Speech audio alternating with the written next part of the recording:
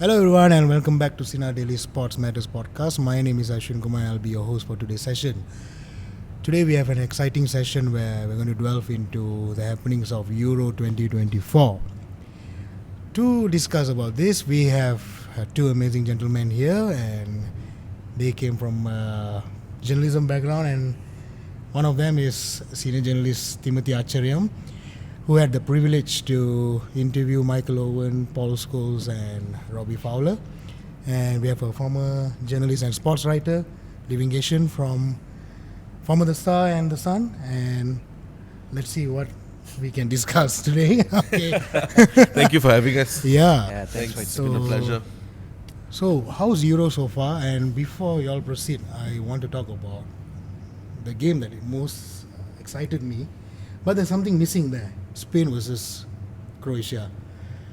Everybody's saying that it was a big victory and looks like favourites and so on, but the neutrals out there saying that there's something missing with Spain. So maybe Tim, you can share your opinion about this. I feel the Spain-Croatia game, I think something was missing with Spain, yes, but I think more so something was missing with Croatia. I think that while they turned up, they just didn't have that cutting edge. And I think I'll just start with Croatia first. I think even last night when they played their game against was it Albania? Was it last night? I thought they have a cutting edge, but it just didn't. They just looked like a team that's expired. Heading to Spain, for me, Spain always, I think, flatters to deceive. Like even in the last Euros, they started their games very well, attacking football and like they were beating teams in the group stage, but it just didn't come together. And I don't know. I just feel that it's the same Spain that played in the Euro 2021, and nothing has changed. Maybe with the addition of the younger players like Lamine Yamal and Gavi and stuff like that. But I just something tells me that no. I don't. Yeah, they're just missing a cutting edge. Maybe, everybody is saying Morata. Maybe he's the fault. They don't have another number 9 like him, or another dynamic number 9. But yeah, I don't see. But recent years, it has proven that you don't need a striker to go all the way to final. I'll say all the way until final only. Yeah. Whether to win it. Yeah. Yeah, I think I agree. That's a fine example because I think Croatia are struggling because they don't have an out-and-out finisher. In previous years when they succeeded, they had Mandzukic, they have had Shuka, they have had very good strikers previously. But nowadays the build-up play is very good. I think even against Spain, when they went a goal down, went 2 goals down, they always had belief in their system. Like even in the World Cup against Brazil, they were down, but they were not out. They kept, so they can hang in games.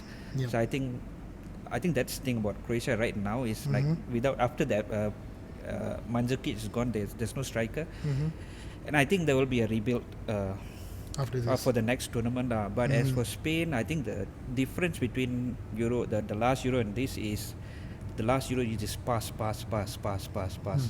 I think now there's a willingness to release players, hit long balls, play short.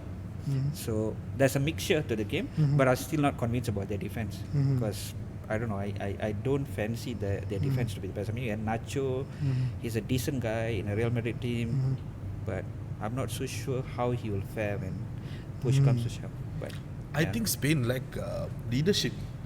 There were characters in the Spanish squad. I mean, you don't want to go back in history always, but there were characters like Piqué and Ramos, and to replace those characters very hard, and I think that's what they lack, that characters, that leadership that's in Spain. Spain's are a good football team, they're a good footballing team, they play well.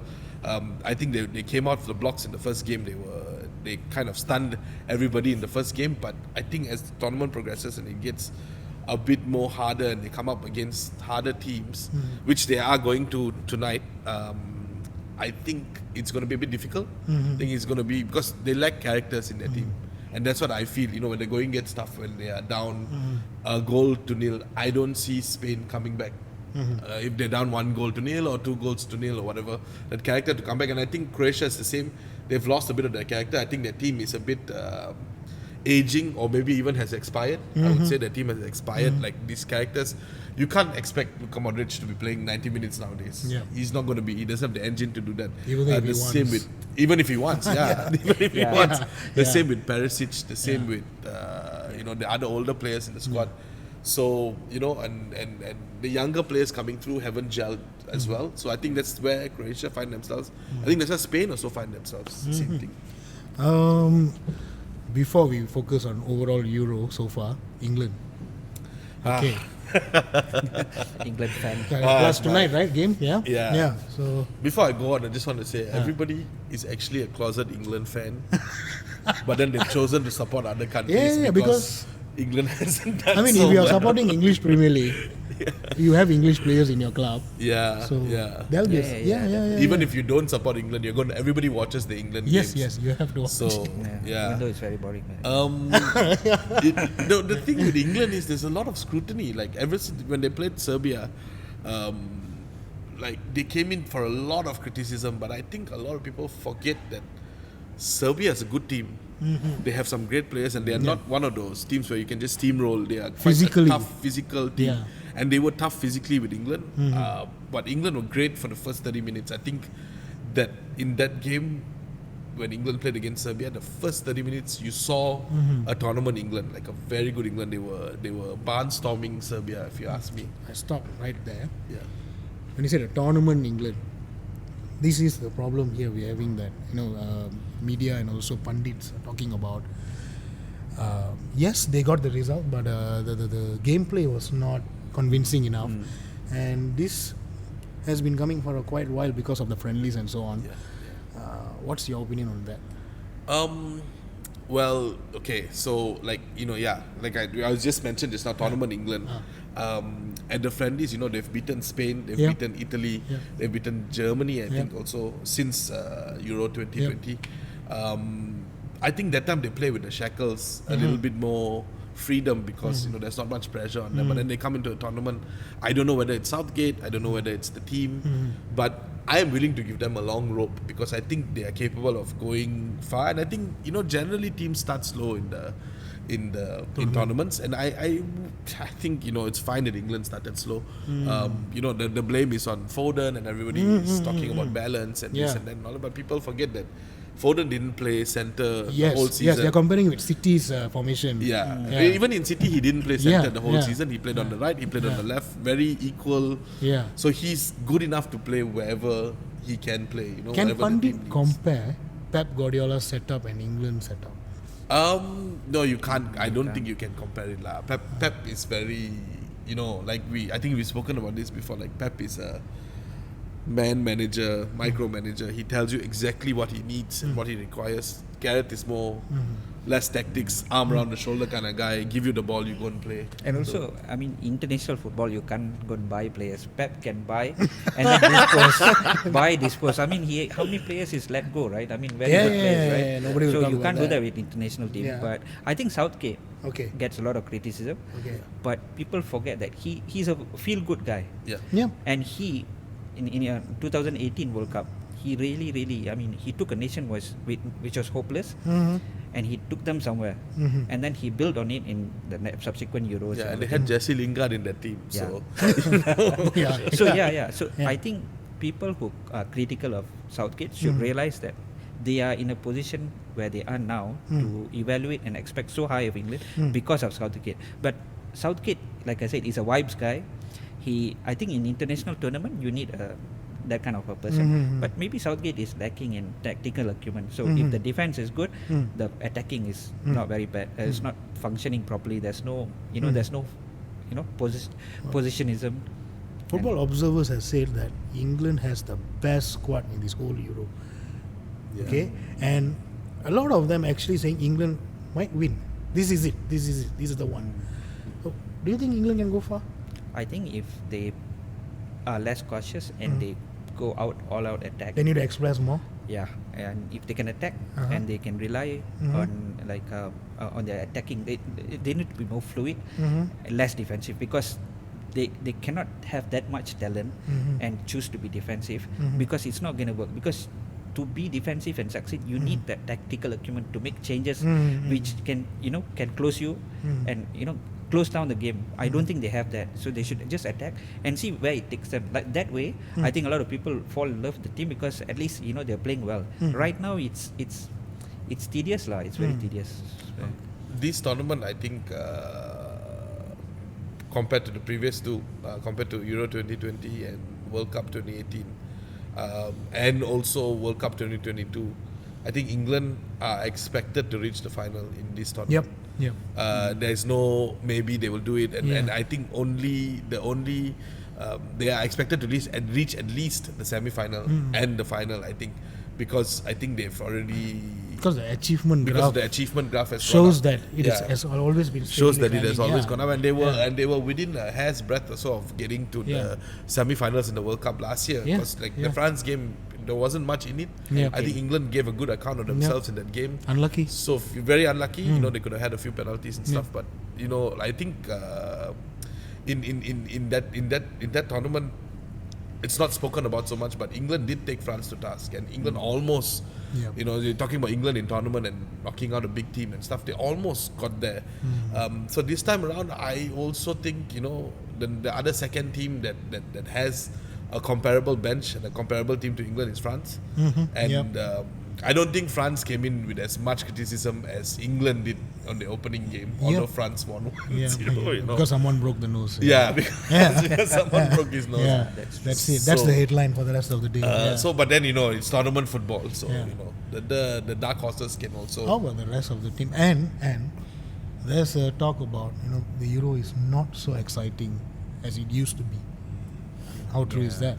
I think when you expand a tournament with say 16 team tournament, you're gonna expand it to like a 24 team tournament now. So you have a lot of unfancied teams. The first game again, Scotland and Germany, it was already very apparent. Like Scotland, this is I don't know. I hope it's not controversial, but Scotland were. Maybe they shouldn't have been there, right? You're gonna get trashed like 5-1, and the only goal scored is by a German player. It's an own goal. So I think this shows that when you increase the tournament, it dilutes the quality, lah. So you have, but then what's interesting is I had the same thing. I felt like when you increase the tournament size, the quality goes. But then I watched, we watched Albania. Georgia played well. For me, Romania, my God. Georgia, and Turkey. My goodness, Turkey, my dark horses lah for this. So there are positives. There are positives lah, but I think maybe towards the in the knockout stages we will see all the good teams will be there lah. The last four and all will be somewhat But there may be one surprise or two lah. Dark like Romania or Turkey. Hard to say. This is one of the first tournaments I think I've seen in a while where every team has started just attacking. Everybody is just gone for it. Even last night, the Hungary Germany game, it was just all out. Everybody just went for it. Germany have started. They start from 0 to 100 in a few seconds since the Scotland game. So I really don't blame Scotland. I think they're a good team. They're also interesting stats, 50 plus % goals came from outside penalty box. And the old football is back. That's what they're saying. So they are saying like the ball is lighter, but also I think shooting also is becoming it's a practice lah. I think a lot of teams have Ada Güler and all these guys. Wow, I think even France have got Chomini who can take a shot. Kamavinga can take shots. Kamavinga can take shots. Mbappe missed the absolute sitter against. I don't know how he missed that, but so I think because of very very too much positionism. So someone is sitting deep inside. Your Arsenal would be one of your assets can be taking shots. There's been a lot of goals scored with long range shots. But I think when they go to the knockout phase, it will taper off a bit. I think the shots will be you will see less shots taken because you get a bit more cautious when you go to the knockouts. But then again, I say that and then you don't know, they might just go and it might be a 3-all, 4-all game and you never know, a high scoring knockout game. Before I move on, see, we are not talking about Italy. Oh yeah. The whole world is not talking As about an England Italy. fan, I have Italy PTSD. It's okay. But Italy. We'll go on about Italy. What's going on with them? Even they, like I was saying, even Italy started off the tournament they went they barnstormed and they went 0 to 100 like just like that. They just went attacking. You don't see this from Italy normally, and maybe this is a new style of play with Italy under Spalletti. I think y'all were talking about Spalletti ball. I think this is a new thing where they just went for it in the first game when they played Albania. So I am very impressed with Italy. I don't know what Yeah, you I think when they appointed Spalletti, I knew that Spalletti has a reputation in Italy for developing attacking teams, and his Roma was very nice to watch. Yep. And Napoli won the title. They won the title, yeah. right? So I think he has this belief where our football will eventually transmit to good results. I was talking about Southgate earlier. If England had that kind of a mindset, I think they can go far. But yeah, Italy, I think through the football they play, they're very brave lah. So still not a single team that has convinced us in this tournament about being a complete team, can defend everything. I think France still look like they can rely on individuals to score goals, but they can keep it tight at the back. Italians, I think defensively maybe they don't have it, but they're going to be very exciting. One of the most exciting Italian teams in recent memory lah. Okay. Spalletti ball. Spalletti ball. Yeah, Okay. can't disagree with that. Really liking Italy. All the other teams as well have been like, even the minnows and stuff, like even you're looking at Slovenia, Serbia, I'm just looking at the list now, Poland, Austria, they've played well as well. So it's been we say And the they're scoring tournament- first. And they're scoring first. And we say the tournament has had a slow start with Yeah. Scotland and Germany. But then it's picked up, so I'm slowly getting into the groove of it, and I'm slowly enjoying it. It had a bit of a lethargic start, I must say, but it's really good. Earlier we spoke about England. Yeah. We have to speak about VAR. I mean, the injustice happened to Lukaku.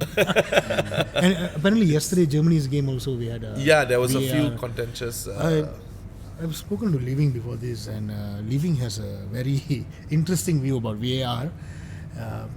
Maybe you can share your thoughts about VAR.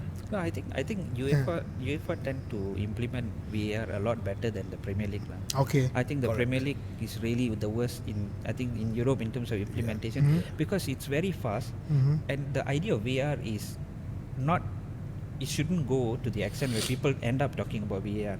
Okay. The decisions are is very fast in Euros. Decisions very fast, and you actually don't sit down and ruminate. This what if we had scored this goal? It just goes on very fast. So the referee doesn't go and go and check the monitor or what. Fans are being informed through messages on the message board what's going on very fast. And in there's not much contentious decision. The cases that you mentioned earlier, Lukaku. I think these are things that would have happened without VAR. No, I'll be fine if anything happened to Lukaku. So go on. Chelsea fans speaking. Living, can I just ask, why is it the Premier League is still implementing lines instead of the automated system that's got going now in Euros? Because I think the automated system is working well. There's not been any contention with the calls for offside and stuff, because the automated system really shows you everything. And I think I'm not too sure, but I think is like IFAB is the body that makes the rules. So you can just take IFAB's rule and apply common sense and apply But the problem in England is that IFAB makes the rules, and then PGMOL goes and takes the rules. I don't know what they do with the rules, because like we saw the Liverpool game against Spurs, when Diaz scored the goal, it was disallowed, and then well done, good process. So I don't know. I think the referees in England, in UK, I think Premier League, I think the referees are scared. They're very scared if what happens if I miss this? I think the pressure of officiating the biggest league in the world is starting to show for them, because they. But it's always negative. I mean, Yeah. I mean, the pressure sometimes got to produce something positive. Yeah, I think the attention is right now to focus on how to pick the errors that VAR makes. But like I said, you shouldn't be giving them you should make it look like we don't even think about VAR. The decision is so fast. So I think maybe in the Premier League they can learn, because VAR, the attempt to stop VAR, we know it has failed. Wolves were the only team. The rest, everyone just voted to continue with VAR. So whether you like it or not, now it's going to stay. I'm not a fan. I'm not a fan. Not a fan. Okay. Not a fan. I mean, I'm Euro, not, yeah. Euros, this tournament has showed that, okay, while there were decisions that could go either way, nobody's talking about VAR. Yep. Yeah. So it's being implemented well, and if the Premier League can implement that, use that as a model, and not just outrightly, just say, we're going to do it our way, and we're going to do it, this is the way we're doing it, and Stockley Park and what have you. Then I think it can be, because I think even the African Cup of Nations recently, they said the VAR was implemented brilliantly. There was no contention with the VAR. If there's and stuff. one tournament that need VAR, it's It's the African African Cup. Cup of Nations. and I was shocked to read that it was one of the best officiated tournaments in recent memory, apparently. So if they can do it in the African Cup of Nations, why not the Premier League? But I just think it's a lot of money and a lot of they don't want to take away the drama, and this adds a lot of drama, but it takes away from the football, because you talk about decisions every week, But instead of the football. I think football associations, the league association, they make some very, very curious decision. Like in Spain, they don't have goal line technology. I So see. when Okay. someone scores a goal, Yeah. your watch will bust. The Yes, referee yes, will- yes, yes. There's no, they don't have that technology. No, So that's the the most reason important. Clasico, Yeah. the most recent Yeah. Clasico between Barcelona scored a goal, Yeah. and it was not given. That's why because Real Madrid keep winning. Yeah. wow. Hala referee. Yeah, I mean Barcelona, they're very pitiful, and they cannot spend money. They don't have a stadium. Yeah, they don't have a stadium, so not to have their own jersey. Oh, that is a curious decision. Yeah, It's curious, apparently, but every league is left to make their own rules, right? There's no Yeah. central governing body. so I think Javier where- Tebas, the head of La Liga, said that they don't have the money, which is the most ridiculous thing Yep, Yeah. I've ever Yeah. heard. Yeah. But yeah, I think that. So why I'm saying this is because there are very curious things. You don't know why they, the leagues do certain things which is like you can't comprehend why. It does not benefit. But you in any- coming back to Euros, I think they've done it well. I think UEFA have implemented VAR well. I don't know whether you all have heard anything, but from the games that I've watched so far, yes, there were No, one or I two. heard from Lukaku. That's it. Yeah. The only Apparently, his foot crossed the line. Oh, right. Which I'm happy. Yeah. That was a clear offside. Yeah, he can go to It was Saudi. a clear Yeah. offside. Even if there was no VAR, I think it would be ruled offside. The only curious VAR decision was the Croatia penalty when they played the first Yeah, game yeah, that's- yeah, against that Albania, one, because yeah. Perisic had crossed the line Yeah. before the penalty was taken, but the keeper had also Yeah. crossed his line before the penalty was Yeah. taken, but they decided to rule it out. Yeah. And that is the only thing that I would say is wrong with VAR in Euros, because you don't get explanation as to why Yep. it was ruled out. Yep. We don't know why the penalty was ruled out, and the referees are not responsible, or they are not made liable to come to the camera and tell us their decisions. So we're just left second guessing. I think they may have told them on the screen.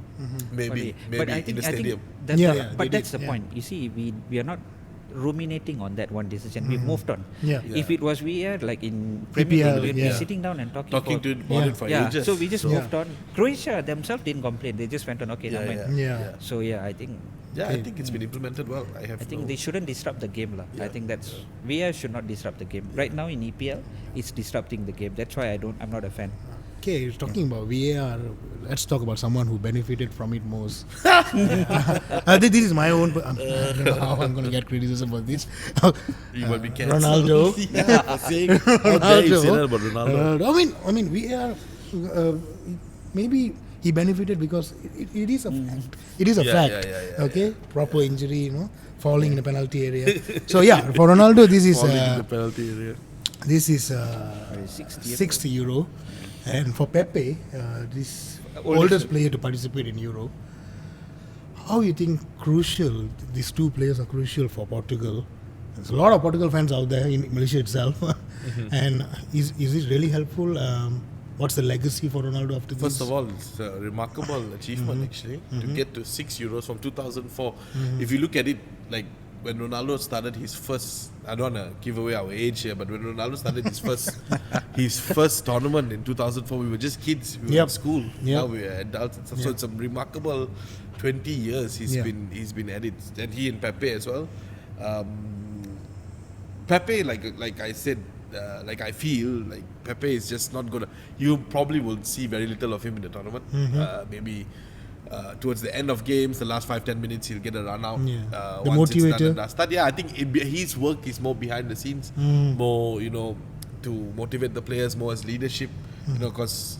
But then Portugal are full of leaders. If you think about it, there's Bruno Fernandes, there's Bernardo, there's Ronaldo, there's a lot. Everybody there is a leader. So, maybe Pepe is there for the younger squad players. I think he's good presence to have around. Ronaldo, I think whatever said and done, everybody says, he slows down the team. He's this, he's that. I'm not his biggest fan, but he gets you goals. And what you need to win games is goals. Don't you think that it would be better? I agree. Okay, he's kept himself in good shape, but don't you think it would be better that he accepts he doesn't start, but he comes on and he scores goals? Because I think he is slowing down he's like a static. He's static, and you cannot be static in modern football. But who's gonna tell Ronaldo that? Before he runs to Piers Morgan and complains. This is what I want. This is what I need to know. Scaloni said, "Enjoy Messi while you can." Is Roberto Martinez doing the same thing, or he is actually managing Ronaldo? I don't think Martinez will show the courage to drop Ronaldo. That would take Mourinho. I think if they had Mourinho, he'd probably tell him. And Ronaldo may retire. Mourinho was the coach. So, but the point is, I think you cannot have a guy who's going to score goal, but he's very static, doesn't move around properly. Like, I don't know. I feel like he should come on. This brings me to another question. If you realize Portugal, every Euro, every World Cup, they produce some damn good youth players. Correct. Okay. Correct. Remember Ramos? The previous tournament World Cup. Gonzalo Ramos. Now we have this Conceição. But if Ronaldo being there, starting and full 90 minutes is playing the game, where are the new strikers? I think even though João Felix is not consistent or what, but he would be so much more lively starting for Portugal. Because he's a bus. He moves around, he dribbles and all. Ronaldo just doesn't have that capability. So and even they played better once they brought on Jota in the second half, Portugal. Maybe as the tournament progresses, I don't know. I feel he's while he gets you goals, you're right, he static, the team is static. Maybe as the tournament progresses, they will manage his game time a bit more. I don't know, maybe group stage, because they're playing, who's their group again? Turkey and Georgia and stuff. That'll be interesting. Turkey. That'll be interesting. Because they played Czech Republic in the first game, right? I mean, how do you not start Ronaldo in the first game? Fine, start him. But we'll just see. It'll be interesting to see how Roberto Martinez deals with this, because clearly he would do well as an impact player coming on. That's the what I last feel, 10-15 minutes, you need something, and he's always been great. He will deliver. He will come on. Deliver. Remember that his second time written for United against Newcastle, right? He came on and delivered. No, even his first game, he did one back heel straight to the striker. It's there. It's just that, like you said. Maybe it's about time to realize, not every game. Does he start every game with his clubs? With his club, Al Nassr, of course. He starts every game. That's the only place that guaranteed a starting place for him. Okay. But Portugal as well, since Martinez took over. But I think what will happen is against Georgia or against Turkey, they're gonna get swamped, and they're gonna feel that Ronaldo is, not slowing down the game. Ronaldo is slowing down the game. We need to be more fluent, and I think Martinez will make the substitution, and it will look less bad because having seen that game, Georgia, Turkey, I think they're gonna come off the block straight and. They're going to pressure, they're going to harry you. It's not going to be. And Turkey, wow. Even Georgia wasn't. I was very impressed with Georgia.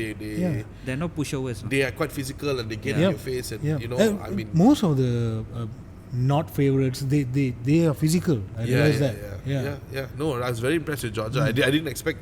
anything from Albania and Georgia, but they've really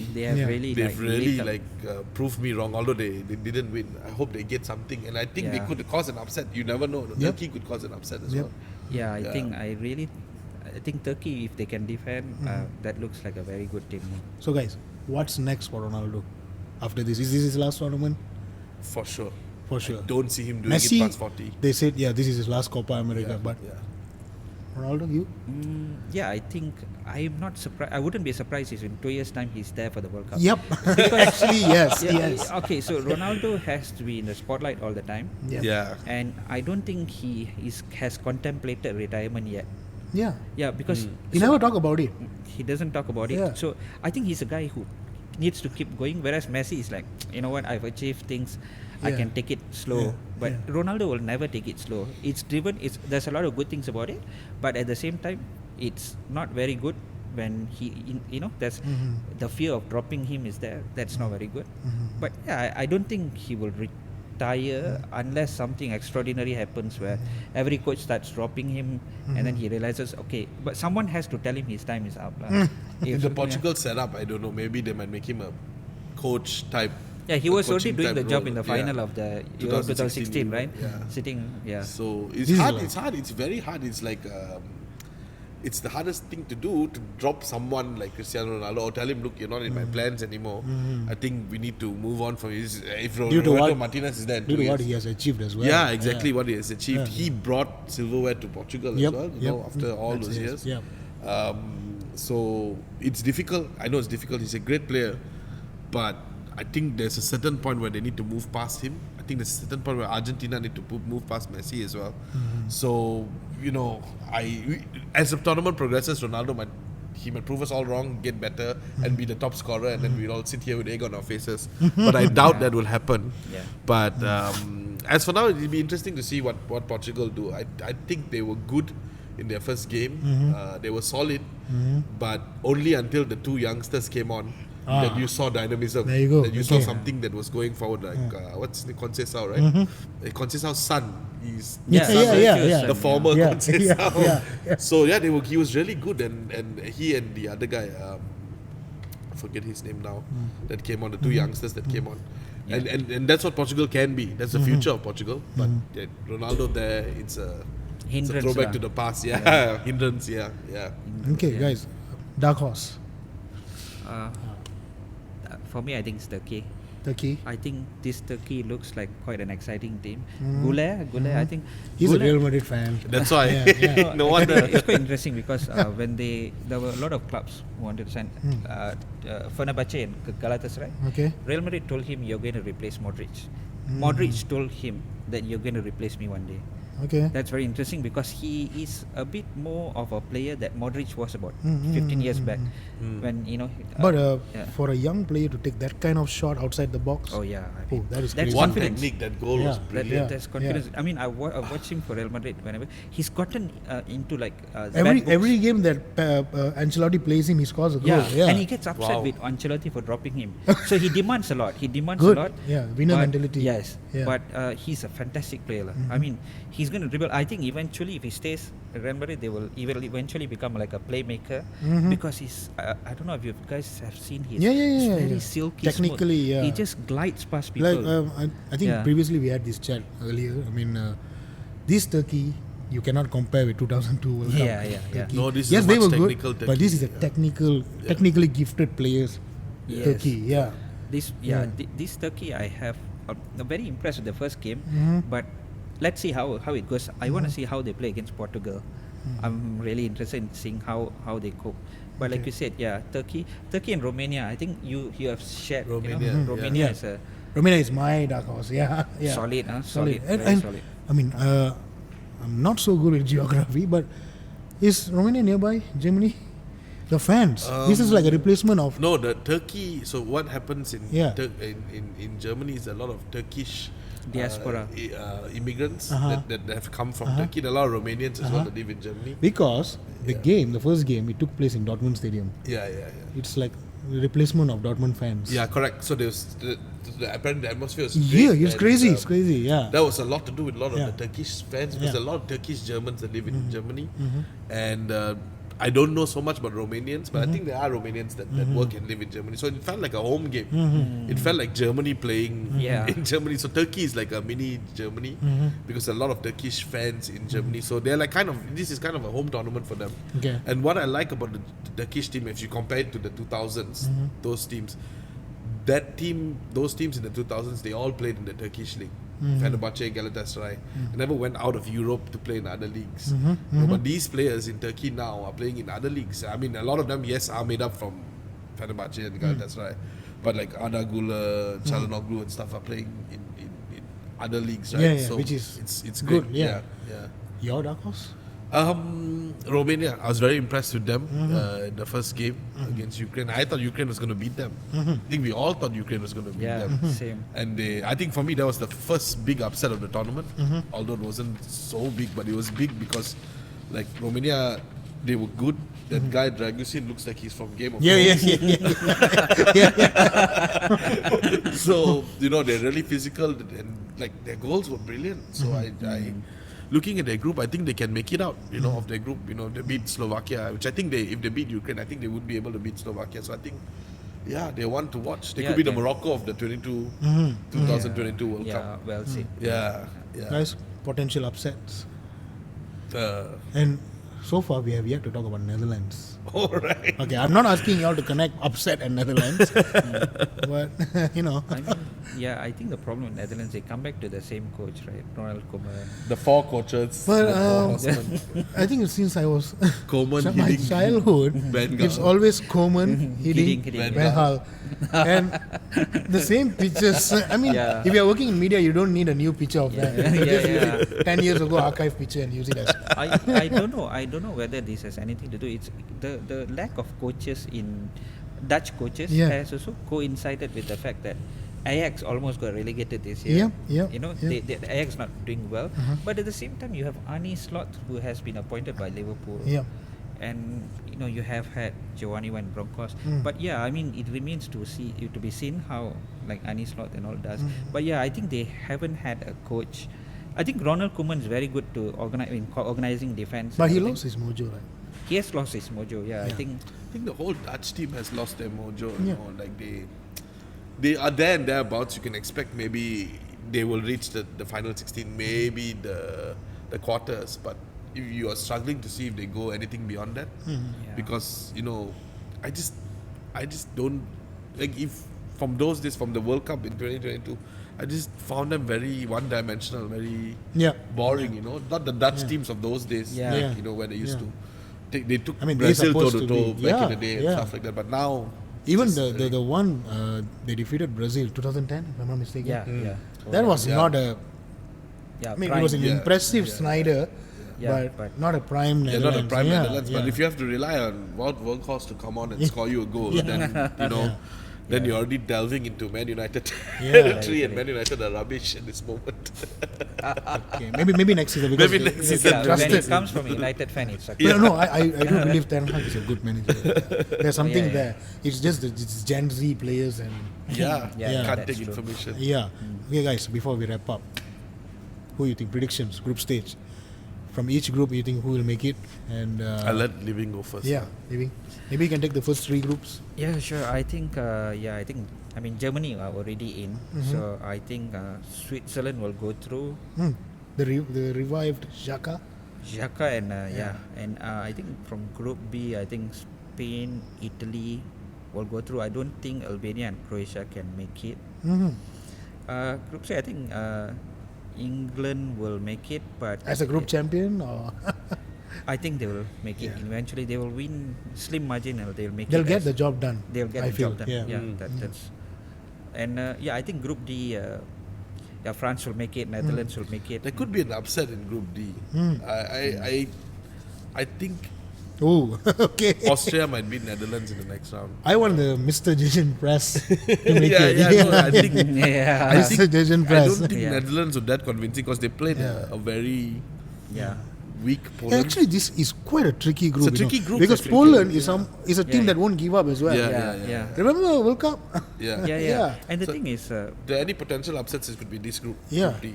but it speaks volumes that none of us are looking forward to watching Netherlands against France. Because it's going to be very boring. You know that Deschamps is going to, solidity first, Yeah. right? Yeah, score one Netherlands goal and start that's with it, Rabiot. he'll bring in This is his. the first time I looked at the schedule, fixtures, and Netherlands, France. You know what's going to happen here? My theory. Yeah. France is going to score a goal. He's going to bring the whole Real Madrid inside. We don't know if Mbappe starts the next game as well. or not. Oh Cho- yeah, with Chouamani. Mbappe now. Yeah. We Yeah, don't come know on, if Mbappe yeah, starts the next yeah, game, but yeah. I think for me, I see a bit of an upset here. So I'm just going to go with France and Australia to go through. Just before one plug, legend, Kante. Kante, Oh. I just have to say, Yeah. yes. The only reason France are going to go all the way is because of Kante. I'm so happy to see him back Came in the across squad. a Wow. tweet saying that this tournament is for Kante and screw Ronaldo. Yeah. Kante doesn't play. So when they played against Austria, it was because of Kante. Austria didn't score. Yeah. They had a Yes. one-on-one, and he Wasn't he ran. man of the match? Yeah, Man he of was the man match. of the match. Yeah, He was yeah, man of the match. yeah. And deservedly so. Yeah. And it speaks Yeah. volumes that Deschamps called him back and started him ahead of Kamavinga and Chouameni, who Yeah. just won the Champions League. Yeah. Yeah. That shows how valuable he is. He's worth 3 players. Yeah. Yeah, they didn't even start the game, right? Kamavinga and No, Chouameni. they Yeah, didn't. they He's didn't keeping start. them out of the squad. I think Deschamps values players who will sacrifice. Griezmann, Yeah. a lot of Yeah, sacrifice. I yeah. think so. Yeah, I think. Okay. Yeah. Next N'Golo group. Kante, so yeah, Yeah. amazing. So this group, I think also, I would very controversially go with Romania and Slovakia to go through, and Belgium to scrape through.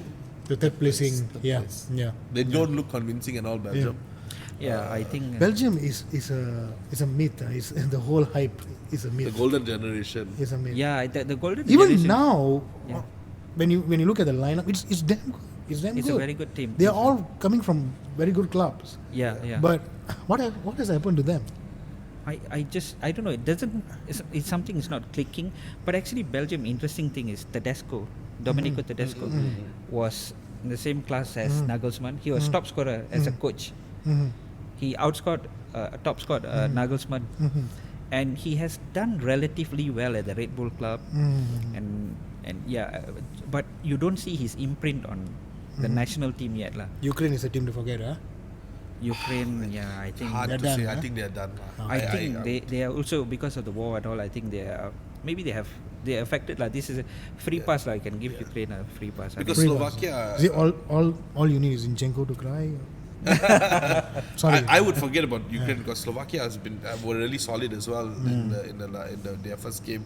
Okay. So yeah, that if the big upset could be Ukraine and Belgium going out. Yep. You know, Yep. like Yeah. could be. Because they were the favorites in the group. Yeah. yeah. Next.